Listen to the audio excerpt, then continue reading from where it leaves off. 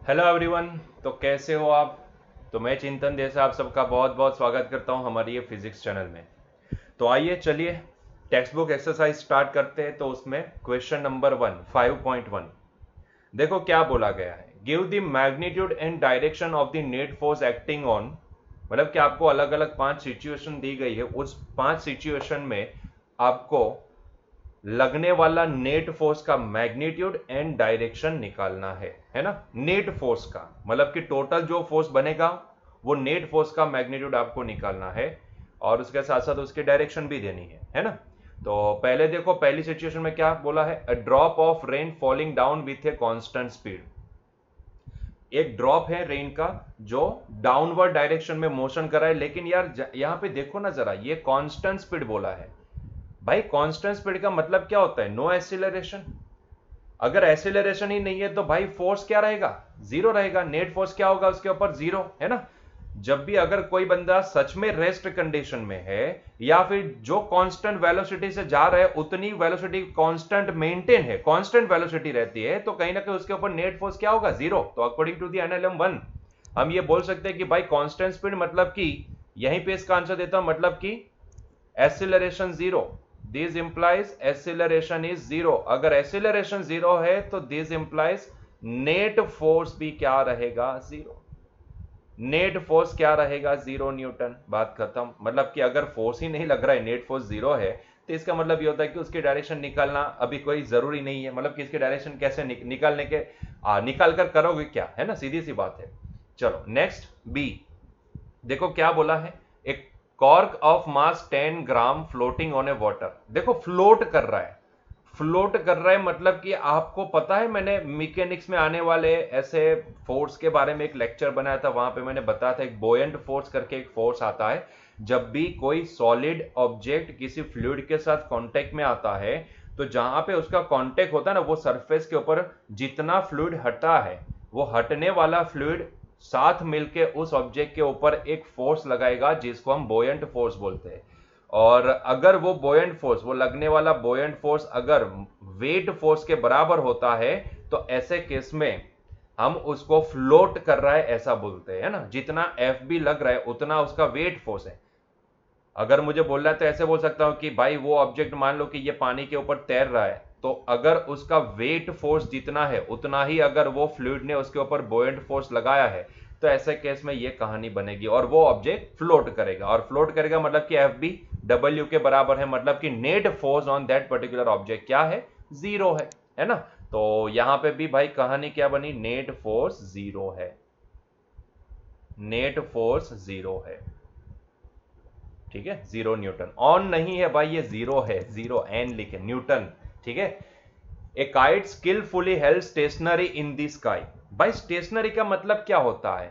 Stationery का मतलब क्या होता है सर? Pencil, rubber, scale. अरे भाई स्टेशनरी का मतलब होता है कि रेस्ट कंडीशन, है ना। मतलब कि वेलोसिटी जीरो। यहां पे एक काइट है जो आसमान में मस्त स्टेशनरी स्टेडी है। स्टेडी का मतलब होता है कि उसकी वेलोसिटी जीरो, मतलब कि यहां पे भी हम क्या बोल सकते हैं? नेट फोर्स जीरो रहेगा। ठीक है। Next, A car moving with a constant velocity of 30 kilometre per hour on A rough road. Constant velocity word आया। कांस्टेंट वेलोसिटी मतलब यहां पे भी एक्सीलरेशन जीरो, और एक्सीलरेशन जीरो मतलब कि यहां पे भी नेट फोर्स जीरो। कितनी आसान एक्सरसाइज है ना, डायरेक्टली आंसर दे सकते हैं। चलो, और देखो यहां पे तो डायरेक्शन निकालने को बोला था, लेकिन निकालने की नौबत ही नहीं आएगी क्योंकि भाई डायरेक्टली जीरो ही हो रहा है, तो फिर उसका डायरेक्शन कैसे निकालेंगे? नेट फोर्स ही जीरो है, तो भाई यहां पे डायरेक्शन कैसे पता करेंगे, है ना, सीधी सी बात है। A high speed electron in space far from all the material objects and free of electric and magnetic field. देखो इलेक्ट्रॉन को अगर मोशन में है, कोई इलेक्ट्रॉन मोशन में है, तो ऐसे इलेक्ट्रॉन के ऊपर सिर्फ दो ही फील्ड ऐसे है जो उसके ऊपर फोर्स लगा सकते हैं। एक इलेक्ट्रिक फील्ड क्योंकि उसके पास चार्ज है, दूसरा मैग्नेटिक फील्ड क्योंकि वो मोशन में है। अभी चार्ज अगर मोशन में है तो उसके ऊपर मैग्नेटिक फील्ड लगता है। सारी कहानी ना आपको 12th स्टैंडर्ड में समझ में आएगी। लेकिन यहां पे तो बोला है कि दूर दूर तक कोई फील्ड है ही नहीं। यहां पे दूर दूर तक वो इलेक्ट्रॉन के ऊपर फोर्स लगा सके ऐसा कोई इलेक्ट्रिक या मैग्नेटिक फील्ड है ही नहीं। अगर फील्ड ही नहीं है तो भाई यहां पे भी उसके ऊपर फोर्स क्या लगेगा? जीरो। तो यहां पे फील्ड नहीं है, इसकी वजह से मैं यहां पे बोल सकता हूं कि नेट फोर्स यहां पे भी क्या रहेगा, जीरो रहेगा, है ना। एकदम आसान एक्सरसाइज, क्लियर है। चलो next 5.2, A pebble of mass 0.05 kg is thrown vertically upwards. Give the direction and magnitude of the net force on the pebble. मान लो एक स्टोन है, पेबल मतलब कि एक स्टोन है, और वो स्टोन का मास कितना दिया गया आपको 0.05 kg, और उसको ऊपर फेंका गया vertical, it is thrown vertically upward direction, then give the direction and magnitude of the net force on the pebble. आपको उस पेबल के ऊपर magnitude and direction, net force की मैग्नीट्यूड कितनी होगी और डायरेक्शन कितना होगा वो आपको पता करना है, ठीक है। और वो भी अलग अलग सिचुएशन में, पहले पहले बोला ड्यूरिंग इट्स अपवर्ड मोशन, मतलब कि जब भी वो पेबल अपवर्ड डायरेक्शन में मोशन कर रहा है तब उसके ऊपर नेट फोर्स कितना लग रहा है वो आपको पता करना है, ठीक है। तो जरा देखो, तो ऐसे केस में अगर मान लो कि ये पेबल वर्टिकली अपवर्ड डायरेक्शन में मोशन कर रहा है, उसकी मोशन वर्टिकली अपवर्ड डायरेक्शन में हो रही है ना, और उसके पास खुद का मास है, ठीक है। मुझे नहीं पता उसको कितनी वेलोसिटी से फेंका था, मुझे वो नहीं पता है, लेकिन मुझे इतना पता है कि उसके पास मास है, तो भाई उसको mg नीचे की डायरेक्शन में लगेगा, है ना, थ्रू आउट दिस मोशन, मतलब कि ग्रेविटी नीचे की डायरेक्शन में लगेगी। तो जब भी उसकी मोशन वर्टिकली अपवर्ड डायरेक्शन में होगी, तब आप देखोगे मोशन की डायरेक्शन में यहां से हटा देता हूं, तो ऐसे केस में आप देखोगे कि तब उसके ऊपर सिर्फ एक ही फोर्स एक्ट कर रहा है, and that is the mg। तो भाई यहां पे हम लिख सकते हैं, तो उसके ऊपर एक्ट करने वाला फोर्स कितना होगा, mg के बराबर, है ना, mg के बराबर। m की वैल्यू कितनी दी गई है हमें 0.05, और g की वैल्यू यहां पे देखो दी नहीं गई, लेकिन आपको ये एक्सरसाइज से पहले ही एक ब्रैकेट में इंफॉर्मेशन दी गई। आप एनसीईआरटी की किताब में देखोगे तो आपको ये एक्सरसाइज जहां से स्टार्ट होती है वहां पहले ही ये ब्रैकेट में कुछ दिया गया है, उसमें बोला है कि for simplicity in numerical calculations take g is equal to 10 metre per second square. तो हम यहाँ पे g की वैल्यू 10 लेंगे, मतलब कि इसके ऊपर कितना फोर्स एक्ट कर रहा है, 0.5 न्यूटन का, ठीक है। और वो कौन सी डायरेक्शन में, डायरेक्शन वर्टिकली डाउनवर्ड, ठीक है। जिस डायरेक्शन में एक्सेलरेशन उसी डायरेक्शन में mg लगेगा, है ना, g जिस डायरेक्शन में उसी डायरेक्शन में उसको mg लगेगा। तो उसकी डायरेक्शन क्या होगी, मैं यहाँ पे लिखूंगा नहीं, मैं सिर्फ उसको रेड कलर से आपको डायरेक्शन दिखा दूंगा। So it is the direction of force, मतलब कि वर्टिकली डाउनवर्ड डायरेक्शन। क्लियर हुआ ये पॉइंट, ठीक है। चलो नेक्स्ट दूसरे केस में, अभी यही दूसरा केस यहां पे क्या दिया गया देखो, अभी बोला है कि भाई ड्यूरिंग इट्स डाउनवर्ड मोशन, मतलब कि अगर स्टोन मान लो कि ऊपर गया, एक मैक्सिमम हाइट अचीव कर ली, उसके बाद वापस नीचे भी तो आएगा, है ना, वापस नीचे भी तो आएगा। तो मान लो कि अब वो नीचे आ रहा है, अब वो नीचे आ रहा है, ठीक है। तो नाउ अभी उसकी मोशन नीचे की डायरेक्शन में है, और भाई हमें पता है कि चाहे ऊपर जाता हो या नीचे जाता हो, भाई उसको mg तो हमेशा नीचे की डायरेक्शन में ही लगेगा, है ना, mg तो हमेशा उसको नीचे की डायरेक्शन में, क्योंकि ग्रेविटी कौन सी डायरेक्शन में, नीचे की डायरेक्शन में। तो भाई ये वाले केस में भी भाई फोर्स कितना लगेगा उसको, mg के बराबर, है ना। और वो भी कितना आएगा, वही वैल्यू वापिस आप यहाँ पे प्लेस कर दो, 0.05 मल्टीप्लाई बाई 10, मतलब कि ये आंसर निकल के आएगा 0.5 न्यूटन, ठीक है। आप चाहो तो यहाँ पे net force in Y direction zero नहीं है ऐसा बोल के आप इसको कैलकुलेट कर सकते हो, ठीक है। चलो, लेकिन हमें समझ में आता है तब एक ही फोर्स लग रहा है, क्योंकि यहाँ पे बोला है ना कि इग्नोर द एयर रेजिस्टेंस, तो एयर का जो भी अपोज करने वाला फोर्स होगा उसको तो नेग्लेक्ट करने को बोला है, तो उसको देखने की जरूरत ही नहीं पड़ेगी, है ना। तो इसीलिए एक ही फोर्स एक्ट करेगा। सी में क्या बोला है देखो, at the highest point where it is momentarily at the rest condition. भाई एट द मोमेंट मतलब कि मान लो कि ये ग्राउंड है नीचे, दिस इज द ग्राउंड, और वो भाई साहब अभी मैक्सिमम हाइट पे पहुंच चुके हैं, वो जो स्टोन है वो मैक्सिमम हाइट पे पहुंच चुका है। तो ऐसे केस में मान लो this is the H max,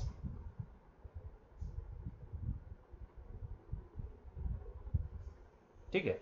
तो जब वो वहां पे पहुंच चुका है, ये ऑटोसेव का थोड़ा प्रॉब्लम है ये सॉफ्टवेयर में, जब वो वहां पे पहुंच चुका है तो वहां पे मोमेंटरीली क्या है देखो, momentarily it is eight the rest condition. Rest condition का मतलब क्या होता है, रेस्ट कंडीशन का मतलब होता है भाई उसके ऊपर का नेट फोर्स क्या होना, जीरो। तो अगर वो मोमेंटरीली यहां पे रेस्ट कंडीशन पे है, मोमेंट फ्रैक्शन ऑफ सेकंड के लिए वो रेस्ट कंडीशन पे है, तो दिस इंप्लाइज मैं इतना बोल सकता हूं कि तब उसके ऊपर लगने वाला नेट फोर्स क्या हुआ होगा, जीरो, है ना। वहां पे नेट फोर्स जीरो है, तो force acting on that particular point momentarily fraction of time के लिए नेट फोर्स हम जीरो मान सकते हैं, ठीक है। क्लियर हुआ? और उसी में एक और क्वेश्चन भी पूछे, उसमें नहीं है लेकिन अलग से आप उसको देखना है वो क्वेश्चन को। Do your answers change if the pebble was thrown at an angle of 45 degree with the horizontal direction. मतलब कि आपको यहां पे ये बोला है कि क्या आपका आंसर अगर यहीं पे इसी में अगर आपको ऐसा बोला जाए कि उसको सीधा वर्टिकली अपवर्ड डायरेक्शन में ना फेंक के अगर उसको एंगल पे फेंका जाए, मतलब कि उसको प्रोजेक्टाइल मोशन करवा जाए, इस तरीके से उसको फेंका जाए, तब क्या वो ये वाले पॉइंट के ऊपर भाई हम ये बोल सकते हैं कि उसके ऊपर एट हाईएस्ट पॉइंट यहाँ पे उसके ऊपर लगने वाला जो भी फोर्स है वो जीरो हुआ होगा। मतलब कि जो यहाँ पे रेस्ट कंडीशन में हमने बताया ना कि ये वाले केस में एफ नेट जीरो है, तो क्या यहाँ पे भी जीरो बोल सकते हैं? तो भाई बोलना तो बहुत ही इजी है, आप बोल सकते हो, क्योंकि भाई हमें पता है कि ये अगर एंगल के ऊपर आप फेंकोगे तो तब ये प्रोजेक्टाइल मोशन होगी, और प्रोजेक्टाइल मोशन में हमें पता है, मान लो हमने इसको थीटा पे फेंका है, यहाँ पे आपको 45 डिग्री पे दिया गया है, तो आपको ये चीज तो पता है कि भाई एक्स डायरेक्शन की वेलोसिटी कांस्टेंट रहती है। मतलब कि यहाँ पे देखोगे तो अगर मान लो मैंने v0 से फेंका तो यहाँ पे उसका कंपोनेंट v0 cos 45 ही रहेगा, और यहाँ पे भी देखो तो v0 cos 45 ही रहेगा। मतलब कि there is no change in the velocity, there is no change in the velocity. ठीक है, एक्स डायरेक्शन की वेलोसिटी में कोई चेंज नहीं है, वाई डायरेक्शन की वेलोसिटी जीरो हो चुकी है ना, तो एक्स डायरेक्शन की वेलोसिटी में कोई चेंज नहीं है, जितनी वेलोसिटी ग्राउंड पे थी एक्स डायरेक्शन की उतनी ही वहां पे भी है। मतलब कि देयर इज नो चेंज, मतलब कि वेलोसिटी कांस्टेंट है और वाई डायरेक्शन की जीरो हो चुकी है। तो हाँ, हम ये बोल सकते हैं मोमेंटरीली अगर हम चाहे उसको सीधा वर्टिकली अपवर्ड डायरेक्शन में फेंके या फिर एंगल पे फेंके, दोनों केस में आपको net force at that particular maximum height आपको जीरो मिलेगा, है ना, एच मैक्स। क्योंकि एक्स डायरेक्शन की वेलोसिटी तो जीरो नहीं हुई है ना, और वाई डायरेक्शन की जीरो हो चुकी है। यहां पे वाई डायरेक्शन की जीरो है, लेकिन भाई ऐसा है कि यहां पे एक्स डायरेक्शन की वेलोसिटी है, जीरो नहीं है, लेकिन फिर भी चेंज नहीं हुई है, वही कांस्टेंट है ना, इसीलिए हम ये बोल सकते हैं। क्लियर हुआ ये? चलिए आगे बढ़े क्या, next 5.3, question number 5.3, give the magnitude and direction of the net force acting on a stone of mass 0.1 kg। आपको एक सिचुएशन दी गई है जिसमें एक स्टोन है जिसका मास 0.1 kg है, और उसको अलग अलग सिचुएशन में आपको देखना है और उसको सॉल्व करना है, उसका आंसर देना है। ठीक है, तो क्या बोला है, एक स्टोन को ध्यान से देखिएगा, एक स्टोन को पहले क्वेश्चन में बोला है just after it is dropped from the window of a stationary train. मतलब कि मान लो कि भाई एक स्टेशनरी ट्रेन, मतलब कि एक रुकी हुई ट्रेन है, उसकी विंडो में से आप किसी स्टोन को जिसका मास कितना है 0.1 kg है, आप उसको ड्रॉप करवाते हो, तो just after it is dropped, मतलब कि ड्रॉप जैसे आपने उसको ड्रॉप करवाया उसके तुरंत बाद उसके ऊपर कितना फोर्स एक्ट कर रहा होगा, वो फोर्स का मैग्नीट्यूड भी निकालना है एज वेल एज डायरेक्शन भी निकालनी है। ठीक है, तो क्या बोला है, पहले केस में ट्रेन स्टेशनरी है, पहले केस में ट्रेन स्टेशनरी है ना, तो ट्रेन स्टेशनरी ऐसे केस में अगर आप वो ट्रेन की खिड़की में से अगर आप किसी स्टोन को गिराते हो तो ट्रेन तो रुकी हुई है ना, तो अगर आप उसको गिराते हो तो ऐसे केस में भाई क्योंकि उसके पास मास है तो उसके ऊपर सिर्फ एक ही फोर्स लग रहा होगा, and that is the mg, है ना, दैट इज द mg। इसके वाला और कोई तो फोर्स नहीं लग रहा है ऐसे केस में, है ना, और कोई भी फोर्स नहीं लग रहा होगा, सिर्फ एक ही फोर्स लग रहा है, and that is the mg। Clear हुआ कि नहीं हुआ, यस और नो? ये वाली ट्रेन की खिड़की है और ये ट्रेन रुकी हुई है, मान लो कि ये पूरी बहुत बड़ी एक ट्रेन है ना, तो ट्रेन अभी स्टेशनरी है, ट्रेन स्टेशनरी, तो ऐसे केस में आप समझ सकते हो कि ऐसे केस में ये अगर आप स्टोन को ड्रॉप कराओ तो जस्ट तुरंत बाद, जैसे ड्रॉप करा तुरंत बाद उसके ऊपर सिर्फ एक ही फोर्स एक्ट कर रहा है, and that is the mg। और क्योंकि उसको ग्रेविटी नीचे की डायरेक्शन में, इसलिए उसकी डायरेक्शन भी क्या होगी, mg की नीचे की डायरेक्शन। तो आप यहाँ पे आंसर दे सकते हो आसानी से कि तो वो फोर्स कितना होगा और उसकी डायरेक्शन क्या होगी। फोर्स कितना होगा, तो भाई क्योंकि यहाँ पे हम बोल सकते हैं कि F net in Y direction zero नहीं है, जीरो नहीं है तो किसके बराबर है, mg के बराबर है, और वही हमारा f है जो हमें निकालने को बोला गया है, और m कितना है यहाँ पे 0.1 है, g कितना है यहाँ पे 10 है, तो आप इसका आंसर दे सकते हो 1 न्यूटन, है ना, आप इसका आंसर दे सकते हो दैट इज 1 न्यूटन। ठीक, अभी व्हाट इज द डायरेक्शन, क्योंकि दोनों चीजें निकल, मैग्नीट्यूड एंड डायरेक्शन दोनों निकालने, मैग्नीट्यूड तो निकाल चुके हैं पहले केस का, डायरेक्शन क्या होगी, वर्टिकली डाउनवर्ड, एरो से हमने दिखा दिया। एरो डाउनवर्ड डायरेक्शन को पॉइंट आउट कर रहा है ना, तो वर्टिकली डाउनवर्ड डायरेक्शन। क्लियर? चलो बी, क्वेश्चन नंबर बी में क्या पूछा है, देखो क्वेश्चन नंबर बी में आपको बोला गया है just after it is dropped from the window of a train running at a constant velocity of 36 kilometre per our.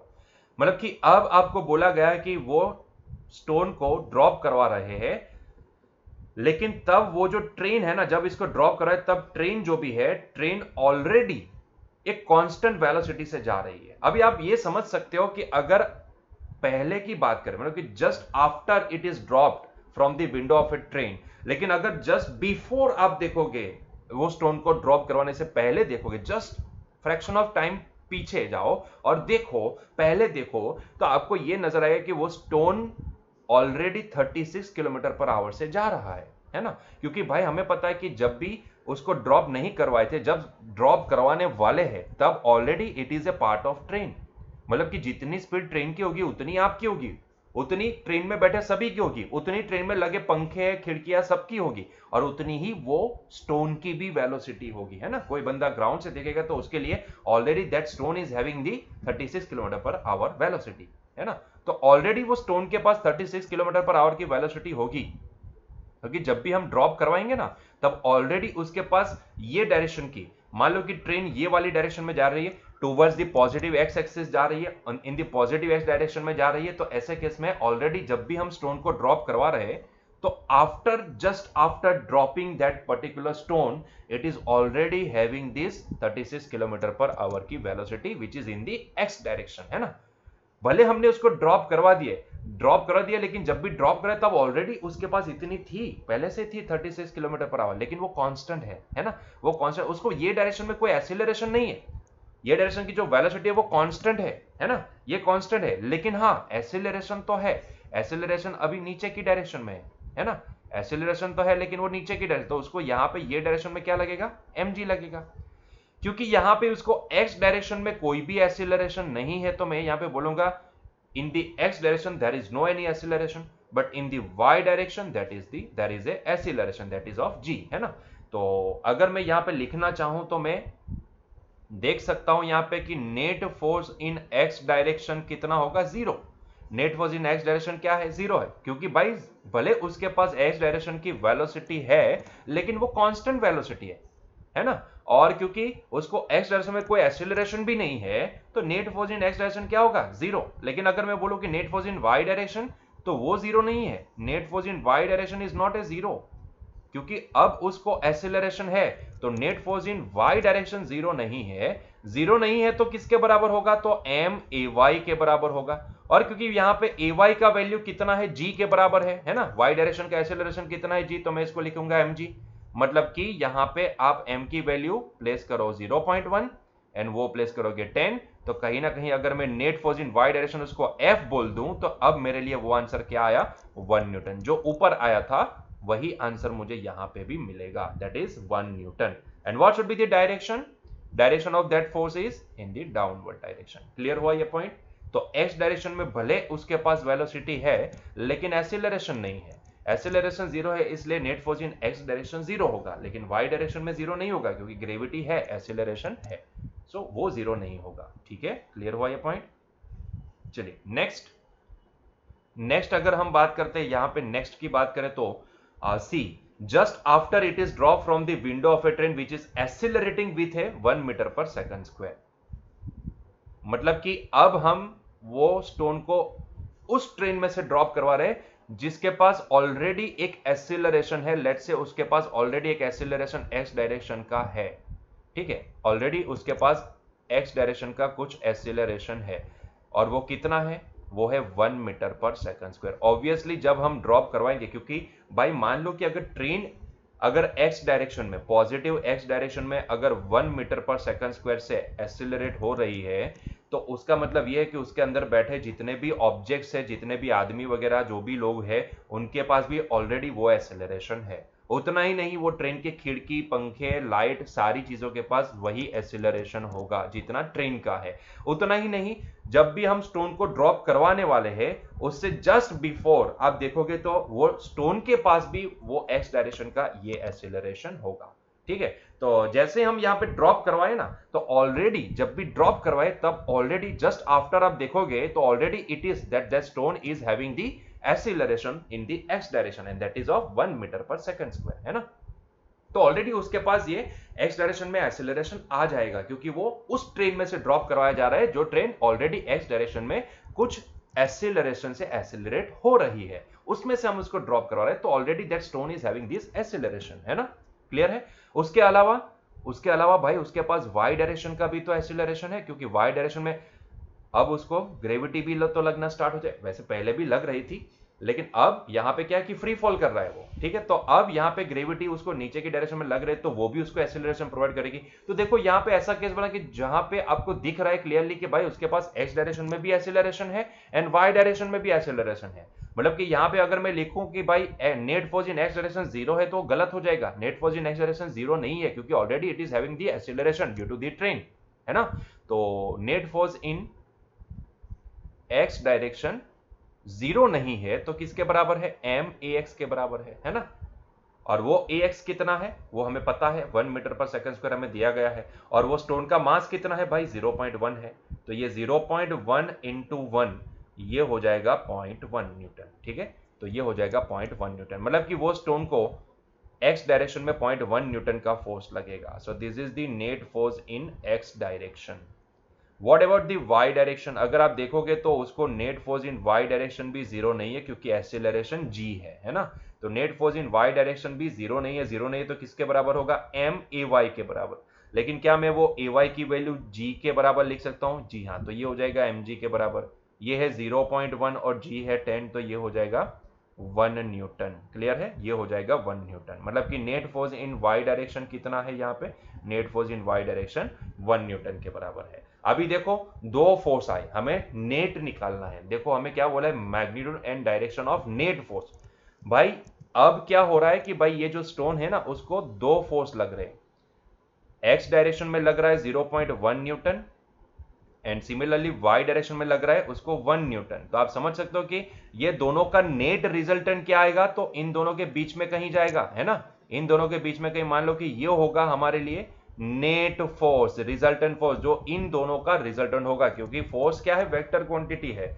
तो उन दोनों का रिजल्टेंट एफ नेट हमें निकालना पड़ेगा। और वो एफ नेट कैसे निकलेगा, देखो इन दोनों के बीच का एंगल कितना है, 90 डिग्री है। एक लग रहा है एक्स डायरेक्शन में, एक लग रहा है वाई डायरेक्शन में, तो एक्स एंड वाई के बीच का एंगल होता है 90 डिग्री। तो वही वाला हम दो वेक्टर एडिशन का फॉर्मूला यहां पे यूज करेंगे एफ नेट निकालने के लिए। जरा याद करो, F net is equal to क्या होगा, अंडर रूट में इसको हम एक्स डायरेक्शन का फोर्स, इसको हम वाई डायरेक्शन का बोलते हैं, है ना। तो एफ नेट का square, F net in x direction का square plus F net in Y direction का square plus twice F net in x direction into F net in Y direction into cos 90, है ना। यही तो formula था वहां पे दो वेक्टर के एडिशन का। यहां पे भाई फोर्स है तो फोर्स को लिखेंगे, सीधी सी बात है ना। लेकिन ये cos 90 तो जीरो होता है, मतलब कि ये पूरी टर्म जीरो हो चुकी है। तो बचा क्या अंडर रूट में F net in x direction का square. F net in x direction कितना है 0.1, तो ये 0.1 का स्क्वायर प्लस यहाँ पे F net in Y direction का स्क्वायर, वाई डायरेक्शन में 1 है तो 1 का स्क्वायर, है ना। यही होगा, क्लियर है। चलो तो अभी इसको होल स्क्वायर वगैरह कर लेते हैं। तो इसका होल स्क्वायर वगैरह करेंगे हम लोग, अब ध्यान से देखते जाओ। और उसका अंडर रूट भी हमें निकालना है। तो यहाँ पे देखो 0.1 का स्क्वायर तो हमें पता है कि 0.1 का स्क्वायर होता है भाई 0.01, और ये 1 का स्क्वायर 1 ही होगा। तो इसका अंडर रूट निकलने जाएंगे तो ये हो जाएगा 1.01, और 1.01 का अंडर रूट वैसे तो निकालने जाओगे तो नियर अबाउट 1 ही निकल के आएगा। तो एक काम करते हैं, इसको अप्रोक्सीमेटली 1 ही बोल देते हैं। तो ये अप्रोक्सीमेटली क्या हो जाएगा, 1 न्यूटन हो जाएगा। तो ऐसे केस में नेट फोर्स कितना दिखा हमें, नेट फोर्स दिखा 1 न्यूटन, है ना, क्योंकि उसको ऑलरेडी एक्स डायरेक्शन में भी कुछ फोर्स था एंड वाई डायरेक्शन में भी कुछ फोर्स था, ठीक है। तो इसकी वजह से उन दोनों का रिजल्टेंट निकल के आया 1 newton, approximately 1 newton. Under root 1.01 का हमने अप्रोक्सीमेटली रिजल्टेंट कितना बोला, 1 न्यूटन बोला। अभी डायरेक्शन भी तो निकालनी है, मतलब कि ये नेट फोर्स की डायरेक्शन क्या होगी। नेट फोर्स की डायरेक्शन अगर निकालनी है तो भाई उसको भी हम निकाल सकते हैं, बहुत ही आसान तरीके से हम यहाँ पे इसको पता कर सकते हैं। आपको करना कुछ भी नहीं है, आपको सिर्फ यहाँ पे वो एंगल को देखना है, क्योंकि हमें यहाँ पे एंगल निकालने को बोला गया है। तो भाई देखो एक्स डायरेक्शन का ये हो गया 0.1 फोर्स, ये मान लो कि हमारा रिजल्टेंट आया ये 1 न्यूटन है ना, और ये है हमारा 1 न्यूटन वाला ये फोर्स, ये अप्रोक्सीमेटली आया एफ नेट है ना, F net approximate I value हमारे पास, इसको अप्रोक्सीमेट ही बोल देता हूं एफ नेट, जो अप्रोक्सीमेटली 1 न्यूटन के बराबर है। और यहां पे है हमारा ये 1 न्यूटन वाला वाई डायरेक्शन का फोर्स, और हमें ये निकालना है एंगल, मतलब कि वो एक्स एक्सिस से कितना एंगल पे है, ये अल्फा निकालना है। तो एक काम करो, क्या मैं इसी का प्रोजेक्शन यहां पे ले लूं, इसी 1 न्यूटन का प्रोजेक्शन में यहां पे ले लेता हूं, तो भाई ये हो जाएगा 1 न्यूटन है ना, सामने वाली साइड। तो देखो ये पास वाली और ये सामने वाली, तो हम यहाँ पे 10 अप्लाई कर सकते हैं। तो यहाँ पे मैं अप्लाई करूंगा 10 alpha, that is equals to सामने वाली वो है 1 न्यूटन एंड पास वाली वो है 0.1, तो ये हो जाएगा 1/0.1। मतलब कि आप इसको 10 लिख सकते हो, मतलब कि अल्फा कितना आएगा, alpha is equals to 10 inverse 10। ठीक, तो ये आ जाएगी उसकी डायरेक्शन। तो हमने मैग्नीट्यूड भी पता कर लिया एज वेल एज डायरेक्शन भी पता कर ली। और उसी में डी क्वेश्चन भी पूछा गया है। देखो डी क्वेश्चन में क्या पूछे है ये लोग, डी क्वेश्चन में क्या पूछे, lying on the floor of a train which is accelerating with a 1 meter per second square, the stone being at the rest relative to the train, then और यहाँ पे neglect the air resistance also। यहाँ पे बोला है कि अगर मान लो कि आपको ऐसा बोला जाए कि वही स्टोन अगर वो ट्रेन का जो कंपार्टमेंट है उसके ऊपर ऐसे गिर जाए, ठीक है, फ्लोर के ऊपर गिर जाए, तो ऐसे केस में, और वो ट्रेन वापस, और वो ट्रेन क्या बोला है, वो ट्रेन यहाँ पे एक्सेलरेट हो रही है 1 मीटर पर सेकंड स्क्वायर है ना, तो ऐसे केस में क्या होगा, तो देखो अगर उसको हम ट्रेन के फ्लोर के ऊपर गिरा दे और आपको ऐसा बोला जाए कि भाई अगर उसको हम नीचे गिराते हैं फ्लोर के ऊपर, और ऐसे केस में train 1 metre per second square से एक्सेलरेट हो रही है, तो भाई मैं पहले तो इतना बता सकता हूं कि ये जो स्टोन है, अगर कोई बंदा ग्राउंड पे खड़ा है तो उसको क्या दिखेगा, ये स्टोन के पास ये डायरेक्शन में, एक्स डायरेक्शन में 1 मीटर पर सेकंड स्क्वायर का एक्सीलरेशन है। इसके अलावा तो भाई इसको अगर नीचे देखोगे तो नीचे mg तो लगेगा, ध्यान से देखो यहाँ पे इसको नीचे mg तो लगेगा क्योंकि उसका मास है, तो mg तो लगेगा, लेकिन अभी वो फ्लोर के ऊपर पड़ा है।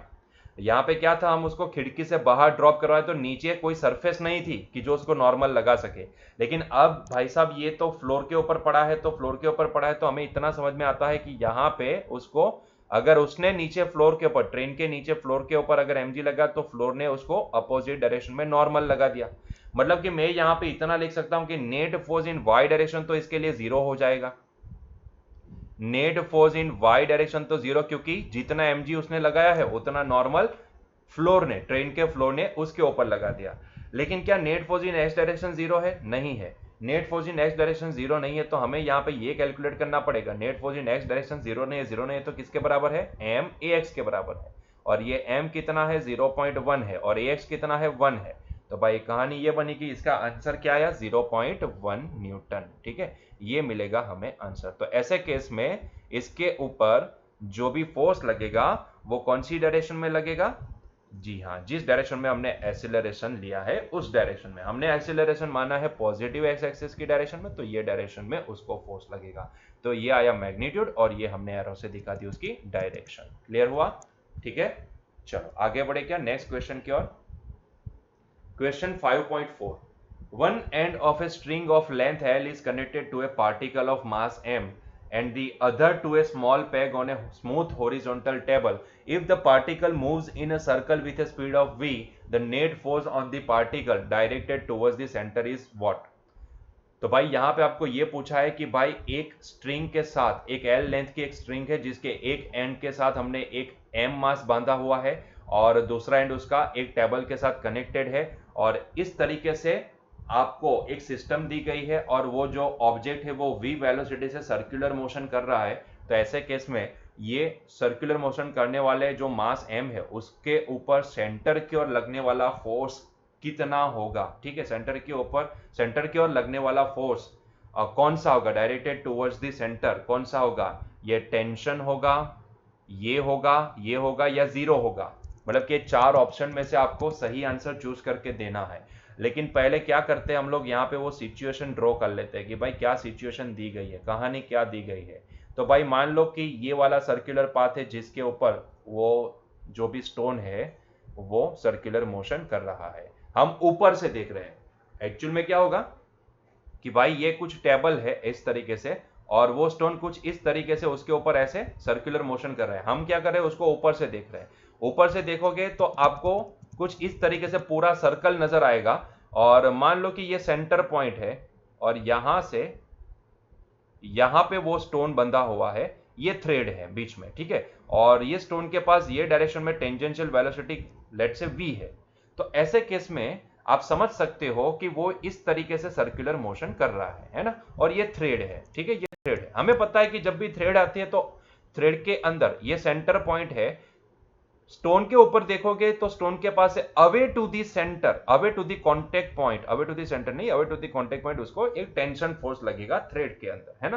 तो थ्रेड के अंदर जो भी टेंशन होगा वो अवे टू दी सेंटर, अगर स्टोन के पास से देखोगे तो away to the contact point tension लगेगा।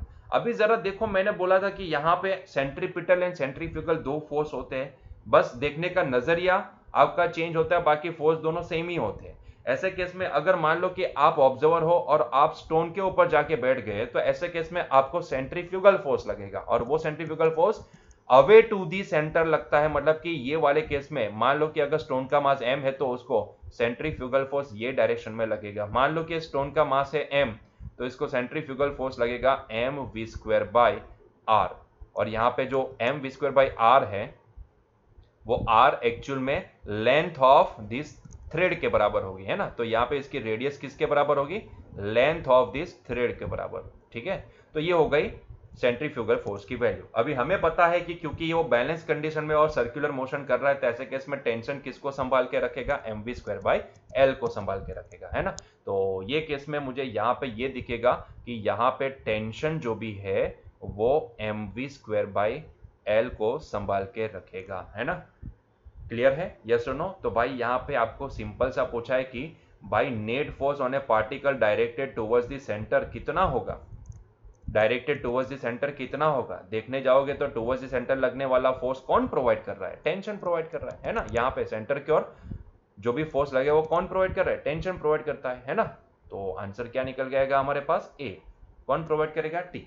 और अगर वैल्यू पूछे तो वो कितनी होगी, तो mv²/L के बराबर होगी, है ना। क्लियर है, चलो next 5.5 A constant retarding force of 50 Newton is applied to a body of mass 20 kg moving initially with a speed of 15 meter per second.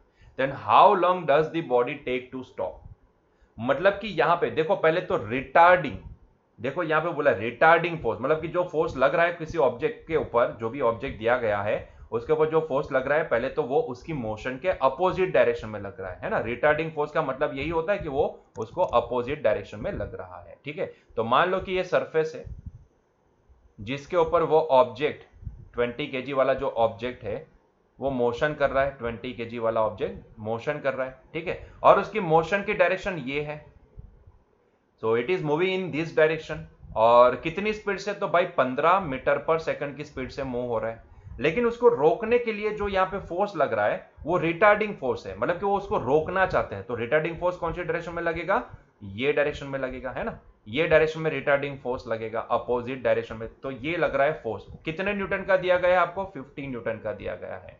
Obviously अगर ये फोर्स अपोजिट डायरेक्शन में, ये तो सिर्फ वेलोसिटी है ना, मतलब कि वो बंदा जा रहा था कांस्टेंट वेलोसिटी से, लेकिन फिर उसके ऊपर रिटार्डिंग फोर्स, जैसे कि आपने ब्रेक लगा दी तो ब्रेक लगाओगे तो ब्रेक रिटार्डिंग एक्सीलरेशन प्रोवाइड करेगा, रिटार्डिंग फोर्स की तरह एक्ट करेगा जो व्हीकल को स्टॉप करने की कोशिश करेगा। तो जिस डायरेक्शन में फोर्स है उस डायरेक्शन में उसको एक्सीलरेशन भी लगेगा, है ना। यस सुनो, तो एक्सीलरेशन, इसको रिटार्डिंग एक्सीलरेशन जिसको हम बोलेंगे वो अपोजिट डायरेक्शन में, मोशन के अपोजिट डायरेक्शन में लगेगा, क्योंकि मोशन ये डायरेक्शन में हो रही है और ये एक्सीलरेशन अपोजिट डायरेक्शन में लगेगा, है ना। क्लियर है। तो हम यहाँ पे पहले तो ये पता कर लेते कि भाई ये रिटार्डिंग एक्सीलरेशन कितना होगा, है ना। पहले तो ये पता कर लेते कि रिटार्डिंग एक्सीलरेशन कितना होगा। तो भाई यहाँ पे हमें पता है कि जो रिटार्डिंग फोर्स है वो किसके बराबर लगेगा, m × a के बराबर लगेगा, है ना। क्योंकि यहाँ पे जिस डायरेक्शन में मोशन है उसके अपोजिट डायरेक्शन में फोर्स लग रहा है, इसलिए मैं इसकी वैल्यू माइनस लिखता हूं, ठीक है। तो F = -ma। तो भाई यहीं से हमें एक्सीलरेशन की वैल्यू क्या मिल जाएगी, एक्सीलरेशन = -f/m के बराबर, है ना। तो ये जो F है उसका वैल्यू कितना है, 50, और मास कितना है 20। तो आप समझ सकते हो ये वैल्यू कितनी आएगी एक्सेलरेशन की, -5/2 मीटर पर सेकंड स्क्वायर। ठीक है, तो ये जो माइनस साइन है ना वो क्या इंडिकेट करते हैं, itself it is indicating that it is the retardation, है ना, वो एक्सीलरेशन नहीं, वो रिटार्डेशन है। ठीक है, वो इंडिकेट करती है। आप चाहो तो अगर रिटार्डिंग अगर ऐसा लिखते हो वर्ड तो आपको तब यहां पे माइनस लिखने की जरूरत नहीं पड़ेगी, है ना। ये माइनस सिर्फ आपको ये दिखा रही है कि भाई ये रिटार्डिंग एक्सीलरेशन है। चलो एक्सीलरेशन तो पता चल गया, मतलब कि डी एक्सीलरेशन कितना है वो पता चल चुका है।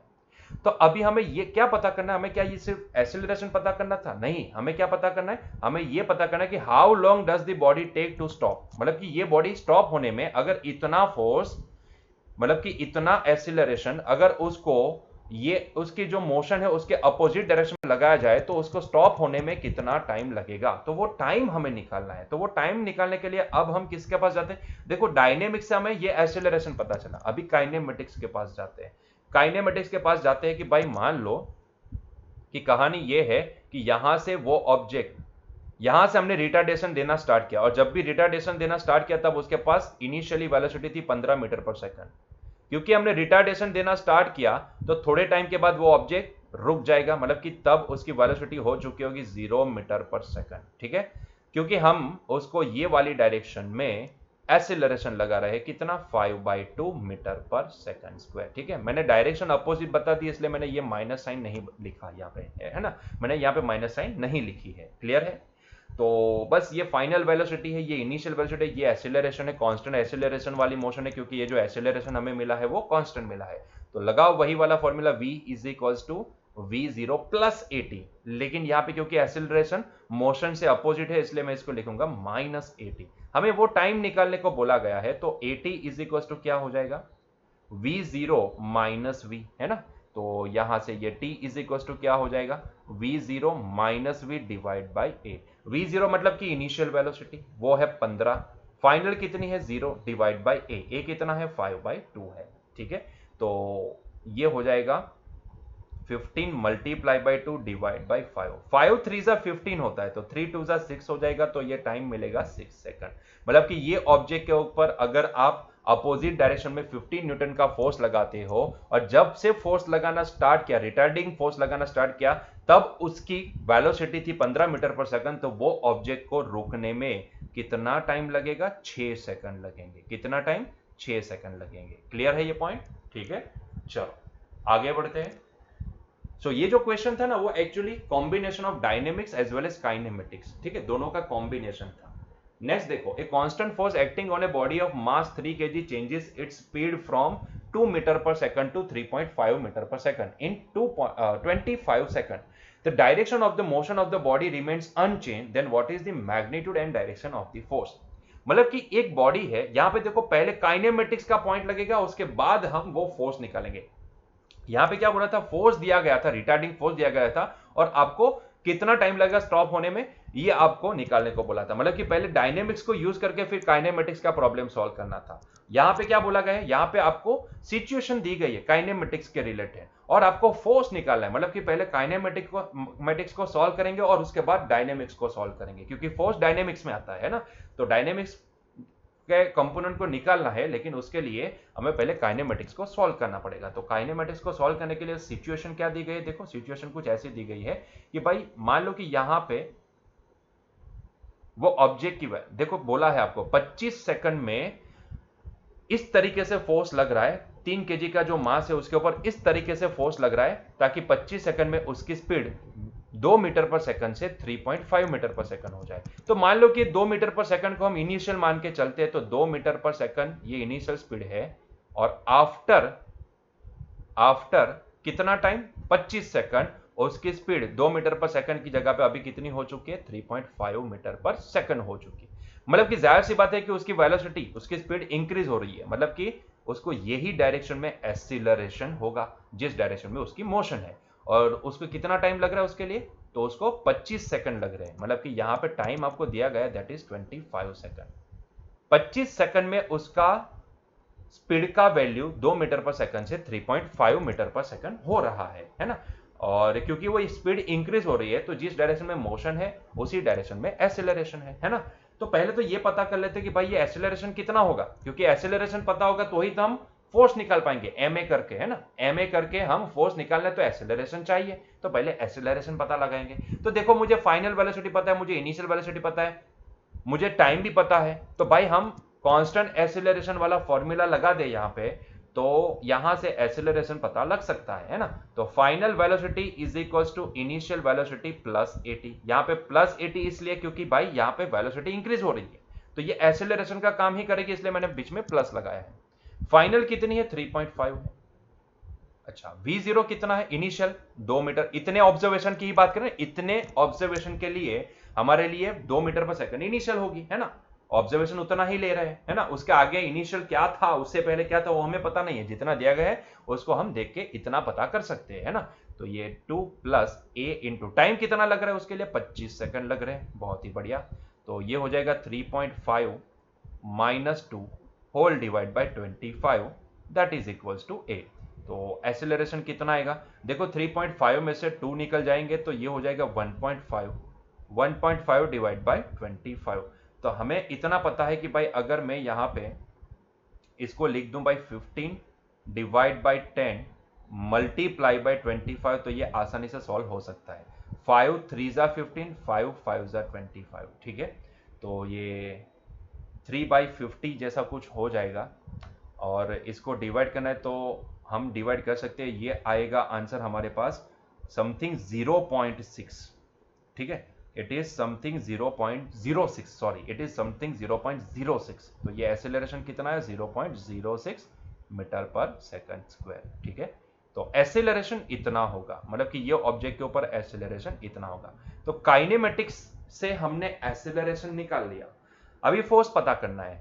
तो फोर्स पता करने के लिए अब जाएंगे डायनेमिक्स के पास, ठीक है। तो डायनेमिक्स के पास जाएंगे, मतलब कि ये ऑब्जेक्ट को ड्रॉ करेंगे, यहाँ पे 3 kg का ऑब्जेक्ट है, मान लो कि यही ऑब्जेक्ट है 3 kg का, ठीक है, जिसको अब हमें एक्सेलरेशन पता लग चुका है। एक्सेलरेशन कितना लग रहा है, ये डायरेक्शन में, ये डायरेक्शन में उसको एक्सेलरेशन लग रहा है 0.06 मीटर पर सेकंड स्क्वायर का, ठीक है, बहुत ही बढ़िया।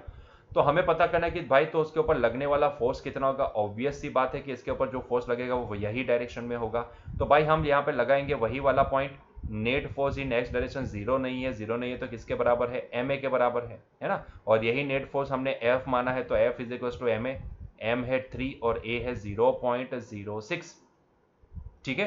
तो ये आंसर कितना होगा, ये 6 3 जा 18 होता है, तो ये 3 इंटू, अगर मुझे इसको लिखना है तो 3 इंटू 6 डिवाइड बाई 100 लिख सकता हूं, तो ये 18 होता है, तो ये 18 डिवाइड बाई 100 हो जाएगा, तो ये हो जाएगा 0.18 न्यूटन, मतलब कि ये आंसर निकल के आएगा 0.18 न्यूटन।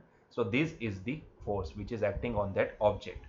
अभी बात आती है यहाँ पे डायरेक्शन की, तो डायरेक्शन कौन सी होगी, तो जिस डायरेक्शन में उसकी मोशन है उसी डायरेक्शन में वो मूव होगा। सो यहाँ पे मैं डायरेक्शन भी लगा लेता हूँ, क्योंकि ये तो हमने सिर्फ मैग्नीट्यूड निकाला, हमें डायरेक्शन निकालने को भी बोला गया, तो डायरेक्शन क्या आएगी यहाँ पे, so direction of force, direction of force is in the direction of motion.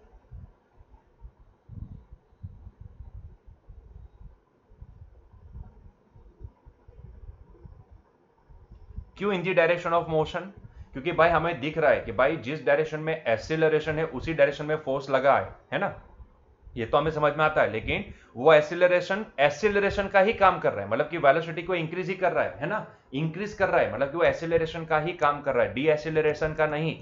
आगे वाले केस में रिटार्डेशन था, है ना, तो अपोजिट डायरेक्शन में लग रहा था, यहाँ पे उसी डायरेक्शन में लग रहा है, इसलिए हमने यहाँ पे लिखा in the same direction of motion, ठीक है। चलो next question 5.7, a body of mass 5 kg is acted upon by two perpendicular forces 8 newton and 6 newton, then give the magnitude and direction of the acceleration of the body। मतलब कि यहाँ पे एक 5 kg का एक बॉडी है, एक 5 kg की बॉडी है, लेट्स से कि इट इज दी 5 kg की बॉडी, ठीक है। ये 5 kg बॉडी, उसके ऊपर भाई दो फोर्स लग रहे हैं, दोनों फोर्स परपेंडिकुलर लग रहे हैं। मान लो कि एक्स डायरेक्शन में, परपेंडिकुलर में ऐसा नहीं बोला कि कौन सी डायरेक्शन में, तो हम मान लेते कि मान लो कि एक फोर्स लग रहा है उसको एक्स डायरेक्शन में, ठीक है, एक फोर्स उसको जो भी लग रहा है वो एक्स डायरेक्शन में लग रहा है, let's say it is the x direction वाला फोर्स, वो है लेट्स से 8 न्यूटन, ठीक है। और दूसरा जो भी फोर्स लग रहा है वो मान लो कि उसको वाई डायरेक्शन में लग रहा है, दोनों परपेंडिकुलर लगने दिखने चाहिए, ठीक है। तो ये मान लो कि लग रहा है वाई डायरेक्शन में। तो आइए उसकी वैल्यू वगैरह भी लिख लेते हैं हम लोग। तो भाई ये वाई डायरेक्शन में जो भी लग रहा है उसको मान लो कि मैं बोल देता हूं इट इज 6 न्यूटन। लेट से ये 6 न्यूटन है। और जो एस डायरेक्शन में लग रहा है उसको मान लो कि मैं बोल देता हूं लेट से 8 न्यूटन, ठीक है। बहुत ही बढ़िया। तो सीधी सी बात है, तो आपको यहां पे क्या पता करना है, ये 5 kg का ऑब्जेक्ट है, ये बॉडी जो भी है वो 5 kg की, मतलब कि इसका जो मास है वो हमें 5 kg का दिया गया है, ठीक है। इतनी इंफॉर्मेशन हमें दी गई है, बहुत ही बढ़िया।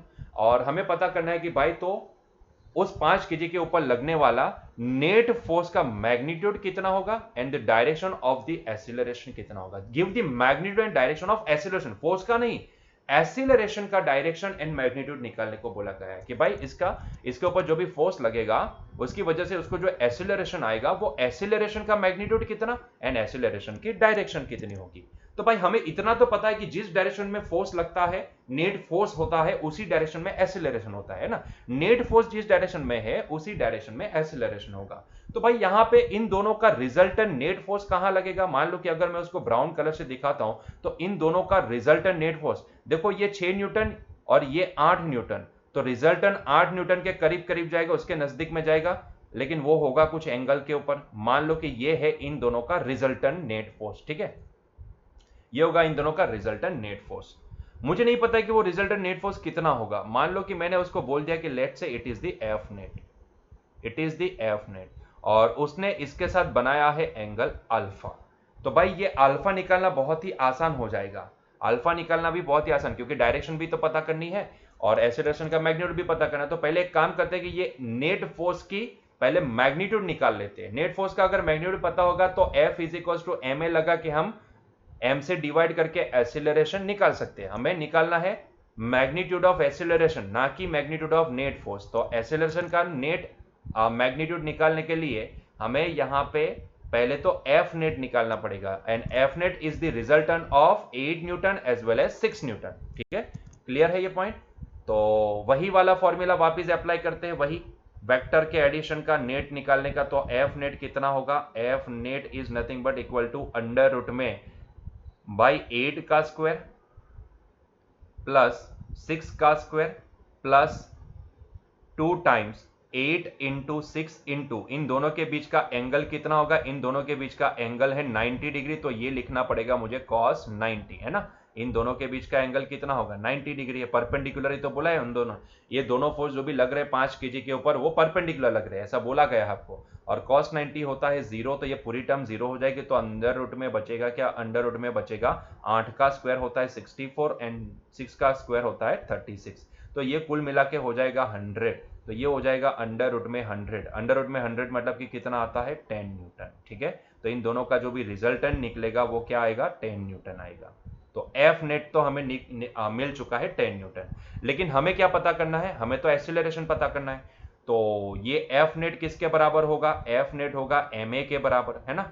और उसको अगर मैं लिखना चाहूं तो एम ए नेट लिख सकता हूं, है ना, वो होगा 10 न्यूटन के बराबर। तो हमने एफ नेट को लिख दिया यहाँ पे एम ए नेट। और मास कितना है, मास हमें पता है वो ऑब्जेक्ट का मास है 5 kg, तो भाई यहाँ पे ए नेट कितना आ जाएगा, तो ए नेट आ जाएगा 10 डिवाइड बाई एम, और वो एम है 5 kg का, तो ये हो जाएगा 5 2 10, मतलब कि ए नेट की वैल्यू एक्सेलरेशन, नेट एक्सेलरेशन का मैग्नीट्यूड कितना आएगा, 2 metre per second square. Clear हुआ। तो ये हो गया हमारा मैग्नीट्यूड का आंसर। उसी तरीके से आपको यहां पे एक्सेलरेशन की डायरेक्शन निकालने को भी बोला गया है। तो भाई हमें पता है कि जिस डायरेक्शन में नेट फोर्स होता है उसी डायरेक्शन में एक्सीलरेशन भी होता है ना। तो नेट फोर्स की जो डायरेक्शन आएगी वही एक्सीलरेशन की भी डायरेक्शन आएगी। तो भाई मैं यहां पे एक्सीलरेशन की डायरेक्शन भी यही दिखा सकता हूं। सो दिस इज द डायरेक्शन, अरे यार अच्छे से ड्रॉ नहीं कर पा रहे, कोई बात नहीं, हम स्केल भी इस्तेमाल करते हैं। तो नेट एक्सीलरेशन की डायरेक्शन भी क्या आएगी, यही डायरेक्शन आएगी, है ना। सो this is the direction of net acceleration, जिस डायरेक्शन में नेट फोर्स है उसी डायरेक्शन में नेट एक्सीलरेशन भी होगा, ठीक है। तो ये रेड कलर से हमने दिखाया, this is the A net. तो उसकी डायरेक्शन कैसे पता लगाएंगे, तो उसकी डायरेक्शन पता लगाना भी बहुत ही आसान है, उसकी डायरेक्शन पता लगाना भी बहुत ही आसान है भाई। जो डायरेक्शन एफ नेट की होगी वही ए नेट की होगी। तो आप एक काम करो ना, एफ नेट की डायरेक्शन पता कर लो, वही डायरेक्शन आएगी ए नेट की। तो एफ नेट की डायरेक्शन कैसे पता करेंगे? तो भाई एफ नेट एक्स एक्सिस से कितना एंगल बना रहा है? अल्फा, वही होगी उसकी डायरेक्शन। तो टेन अल्फा यूज कर सकते हैं क्या? आराम से कर सकते हैं। देखो अगर मैं 6 न्यूटन का प्रोजेक्शन यहां पे ले लेता हूं तो ये साइड कितने की हो जाएगी? ये साइड हो जाएगी 6 न्यूटन की, है ना, ये साइड हो जाएगी 6 की। ठीक है, क्लियर है? तो बस वही वाला हम यहाँ पे अप्लाई कर देते हैं, ये हो जाएगा हमारे लिए 6 न्यूटन का प्रोजेक्शन। ठीक है, तो ये सामने वाली हो जाएगी और ये 8 न्यूटन पास वाली हो जाएगी। तो 10 को अप्लाई कर दो यहाँ पे। 10 को जैसे ही अप्लाई करोगे तो यहाँ पे आ जाएगा भाई 10 alpha is equals to 10 alpha सामने वाली मतलब कि 6 डिवाइड बाई पास वाली मतलब कि 8। ठीक है, मतलब कि ये हो जाएगा 3 टू ज़ा 6 एंड 4 टू ज़ा 8, मतलब कि ये आएगा 3/4। तो 10 अल्फा की वैल्यू आ जाएगी हमारे पास 3/4, है ना। मतलब कि अल्फा इज इक्वल टू क्या हो जाएगा? Alpha is equal to 10 inverse 3/4। ठीक है, क्लियर है? तो ये अल्फा कितना होगा? तो मैं एक काम करता हूं, मैं इसको ऐसे नहीं लिखता हूं। आपको क्या वो ट्राइंगल पता है 3 4 5 वाला ट्राइंगल? अगर आपको वो ट्राइंगल पता है तो आप इसका आंसर आसानी से दे सकते हो। 3 4 एंड 5 वाला ट्राइंगल, मान लो कि ये 3 है, ये 4 है, तो ये हो जाएगी 5। मैंने बताया था 3 के सामने वाला एंगल 37 डिग्री एंड 4 के सामने वाला एंगल होगा 53 डिग्री। ठीक है, तो आप देख लो किसके लिए 3/4 होगा? सामने वाली 3 एंड पास वाली 4, तो ये एंगल होगा 34 डिग्री के लिए, सॉरी 37 डिग्री। 37 डिग्री के लिए सामने वाली 3 होगी एंड पास वाली 4 होगी। मतलब कि मैं इसको लिखूंगा 10 अल्फा इज इक्वल्स टू, यही ट्राइंगल से 3/4 की जगह पे मैं लिखूंगा 10 37 डिग्री, है ना। सामने वाली 3, पास वाली 4। ठीक है, तो ये 37 डिग्री। तो आप 10 10 कैंसिल कर दो तो अल्फा कितना आया? अल्फा आया 37 डिग्री। एंड फॉर्चुनेटली यही होगी डायरेक्शन ऑफ एक्सीलरेशन, है ना। तो एक्सीलरेशन की direction with respect to x axis कितनी आएगी? 37 डिग्री आएगी। और उसका मैग्नीट्यूड कितना आएगा? 2 मीटर पर सेकंड स्क्वायर, है ना। वही हमें यहाँ पे निकालने को बोला गया है। क्लियर हुआ ये पॉइंट? तो इट इज द डायरेक्शन, यहाँ पे आप आंसर में लिख सकते हो, it is the direction of A net. So it is the direction of A net, है ना, जो हमें यहाँ पे निकालने को बोला गया है। क्लियर हुआ ये पॉइंट? ठीक है, दो ही चीजें निकालनी थी। तो हमने जो एफ नेट की डायरेक्शन निकाली वही यहाँ पे ए नेट की डायरेक्शन आई। क्लियर है? चलो आगे बढ़े क्या? Next question number 5.8। The driver of a three-wheeler moving with a speed of 36 km per hour sees a child standing in the middle of the road and brings his vehicle to the rest in 4 seconds, just in time to save the child. What is the average retardation force on the vehicle? The mass of the three-wheeler is 400 kg and mass of the driver is 65 kg. मतलब कि आपको यहाँ पे ये बोला गया कि एक थ्री व्हीलर ड्राइवर है, वो 36 किलोमीटर पर आवर की स्पीड से जा रहा था। ठीक है, और उसने देखा सडनली कि भाई बीच में एक कोई बच्चा है जो बीच में खड़ा है, रास्ते के बीच में खड़ा है। तो उसको बचाने के लिए उसने क्या किया? ब्रेक लगाई और एक रिटार्डेशन फोर्स प्रोड्यूस किया। मतलब कि जो ब्रेक है उसने कुछ रिटार्डेशन फोर्स प्रोड्यूस किया, है ना।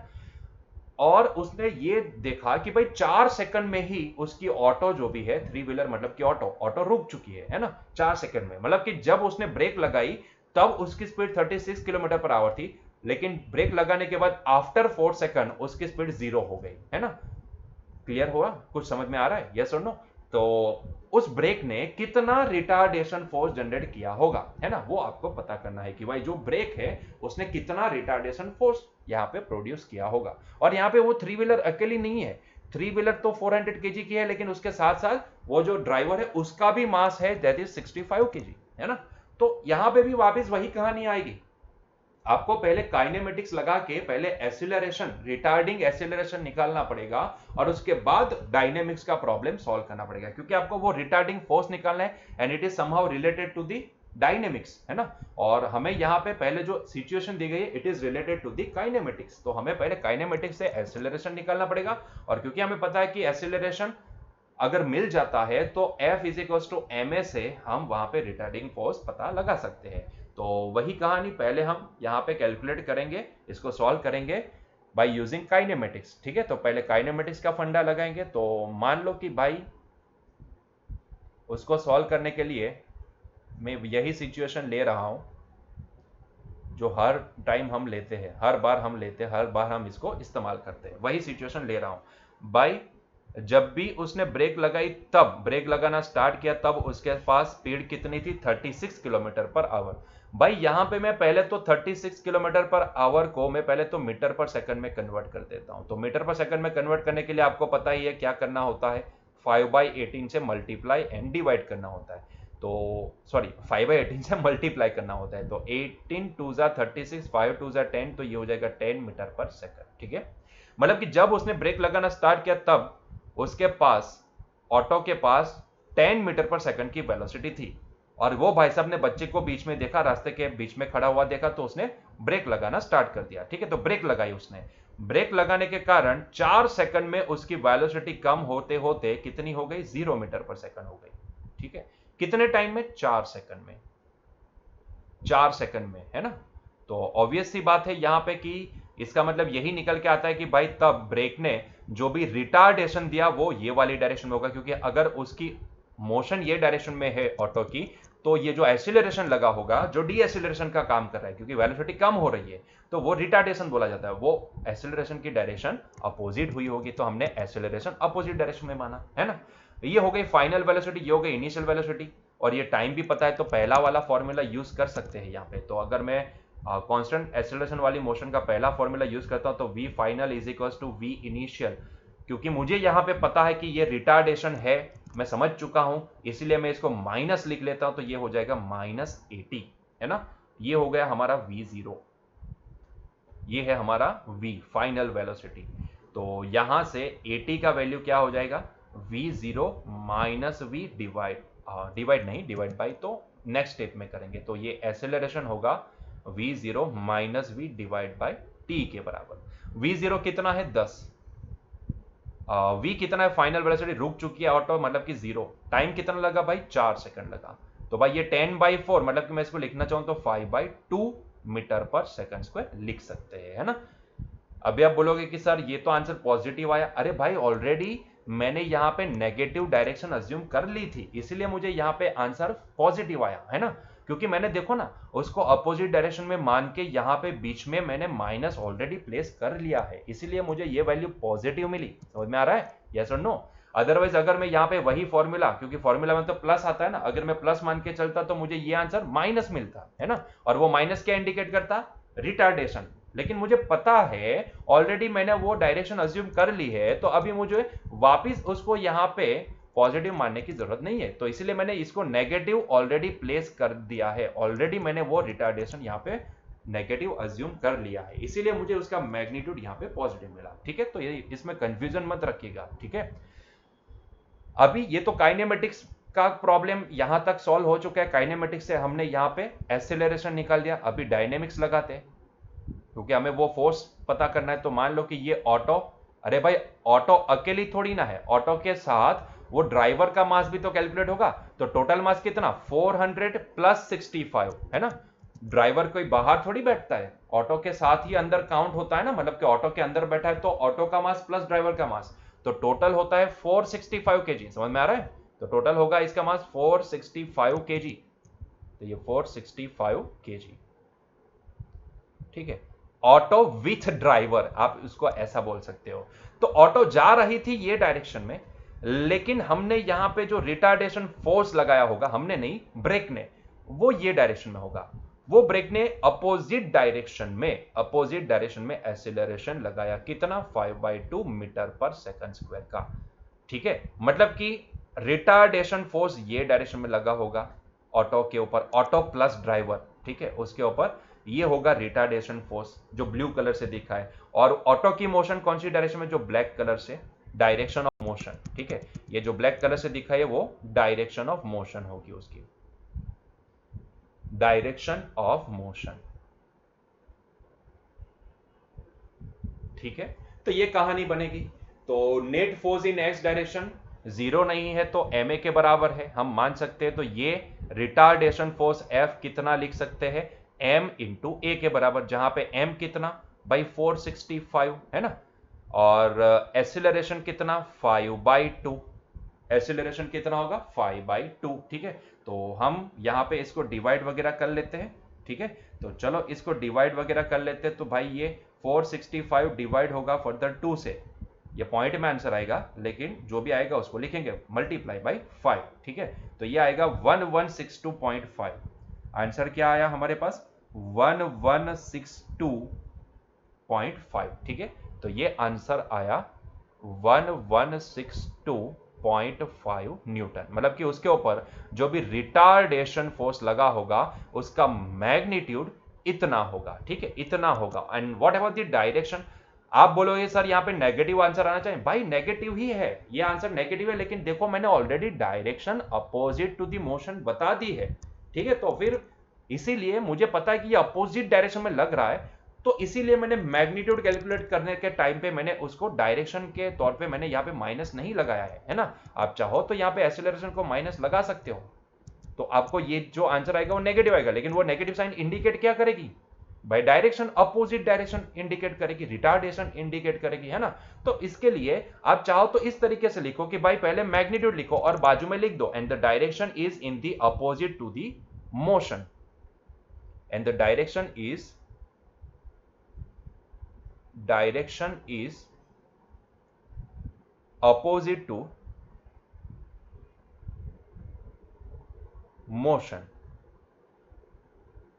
ठीक है। तो आप इस तरीके से भी इसका आंसर लिख सकते हो कि भाई फोर्स का मैग्नीट्यूड इतना होगा, लेकिन वो लगेगा कौन सी डायरेक्शन में? तो जिस डायरेक्शन में मोशन है उसके अपोजिट डायरेक्शन में। तो या तो माइनस करके आंसर लिखो, तो माइनस अल्टीमेटली वही इंडिकेट करता है कि जो मोशन की डायरेक्शन है उसके अपोजिट लगता है, या फिर माइनस के तौर पे नहीं लिखना तो आप क्या करोगे कि मैग्नीट्यूड लिखोगे और बाजू में एक सेंटेंस लिखोगे, direction is in the opposite to the motion, ठीक है।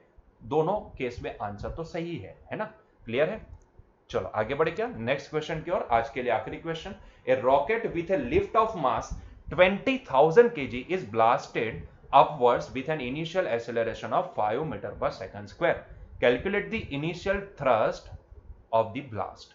मतलब कि इनिशियली जब भी रॉकेट फायर हुआ, ब्लास्ट हुआ, फायर हुआ, तब उसको इनिशियल थ्रस्ट कितना लगा वो आपको पता करना है। मान लो कि ये रॉकेट है, वैसे तो इसको पॉइंट ऑब्जेक्ट की तरह नहीं दिखा सकते, लेकिन यहां पे हमें क्या है कि भाई उसका फ्री बॉडी डायग्राम ड्रॉ कर रहे तो उसके लिए हम उसको दिखा सकते हैं। तो मान लो कि ये रॉकेट है एंड उसका मास m है, कैपिटल M, जो कितना है 20,000 kg, है ना। बहुत मोटा है, मतलब कि बहुत ज्यादा मास है इसका, है ना। इतना होता ही है क्योंकि उसके साथ फ्यूल टैंक भी कनेक्टेड होती है ना। तो इतना मास है उसका। तो ऑब्वियस सी बात है कि उसको अगर मास उसके पास है तो उसको mg नीचे की डायरेक्शन में लगेगा, है ना। तो इसको जो भी कैपिटल mg लगेगा वो नीचे की डायरेक्शन में लगेगा, लेकिन उसको आपको पता है कि रॉकेट को थ्रस्ट कौन सी डायरेक्शन में लगता है? तो ऊपर की डायरेक्शन में। मान लो ये थ्रस्ट लगने वाला फोर्स जो भी उसको मैं टी से दिखा, ये टेंशन नहीं है, ये थ्रस्ट वाला फोर्स है। तो फोर्स उसको ऊपर अपोजिट टू दी एमजी लगेगा, थ्रस्ट जो भी लगेगा वो उसको अपवर्ड डायरेक्शन में, वर्टिकली अपवर्ड डायरेक्शन में लगेगा। और आपको बोला भी है कि भाई उसका एक्सीलरेशन जो भी है रॉकेट का वो वर्टिकली अपवर्ड डायरेक्शन में, और कितने मैग्नीट्यूड का है? तो भाई 5 मीटर पर सेकंड स्क्वायर का है। 5 मीटर पर सेकंड स्क्वायर का एक्सीलरेशन उसको अपवर्ड डायरेक्शन में लग रहा है। तो सिंपल सा पॉइंट है, आपको बोला कि कैलकुलेट द इनिशियल थ्रस्ट, मतलब ये थ्रस्ट कितना होगा वो आपको निकालना है। भाई रॉकेट की मोशन कौन सी डायरेक्शन में? ऊपर की डायरेक्शन में। एक्सेलरेशन कौन सी डायरेक्शन में? ऊपर की डायरेक्शन। क्यों? क्योंकि भाई net force in Y direction कहीं ना कहीं जीरो नहीं है। Net force in Y direction zero नहीं है, इसीलिए उसकी मोशन वर्टिकली अपवर्ड डायरेक्शन में हो रही है। So net force in Y direction zero नहीं है, तो किसके बराबर है? जीरो नहीं है तो भाई एम ए के बराबर है ना, सीधी सी बात है।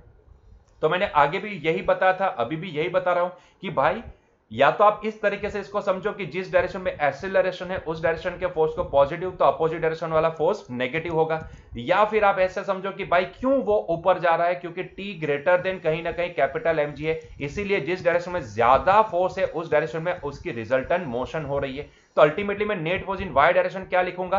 टी माइनस एम जी लिखूंगा। इतना नेट फोर्स उसको लग रहा है, तो T minus capital M g that is equals to m a. तो यहीं से हमें t का वैल्यू मिल जाएगा। तो t इज इक्वल टू मैं क्या लिख सकता हूं? t मैं लिख सकता हूं capital mg plus capital ma। आप चाहो तो यहां से capital m which is the mass of rocket उसको आप कॉमन ले सकते हो, तो ये हो जाएगा g प्लस a। वैल्यू सारी प्लेस कर दो। कैपिटल m है 20,000, बहुत बड़ा मास है, और g है 10। हमें through out this exercise g की वैल्यू 10 लेनी है, तो ये 10 प्लस a कितना है? 5 मीटर पर सेकंड स्क्वायर, वो आपको दिया गया, तो ये हो जाएगा 15। तो ये हो जाएगा 15 मल्टीप्लाई बाई ये 2 मल्टीप्लाई बाय, मैं इसको लिखूंगा 1000, सॉरी 10,000, ठीक है 10,000, ठीक है। तो ये 30 हो जाएगा, तो ये 30 इंटू 10,000, तो आप लिख सकते हो इसको